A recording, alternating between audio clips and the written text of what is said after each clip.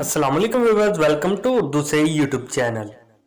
Like the video, subscribe my channel and press the bell icon to get notified. नाम है रबाब।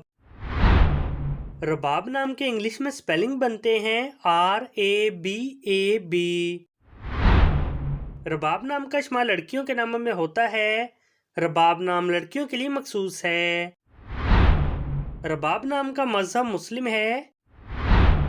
रबाब नाम के मायने हैं हदायत करने वाली, सीधा रास्ता दिखाने वाली।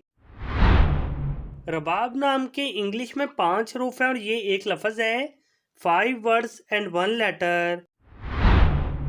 रबाब नाम के उर्दू में 5 हरूफ हैं और ये एक लफ्ज़ है। अपने नाम का मीनिंग जानने के लिए कमेंट बॉक्स में लिखिए। चैनल को सब्सक्राइब कीजिए, वीडियो को लाइक और शेयर कीजिए। Thanks for watching.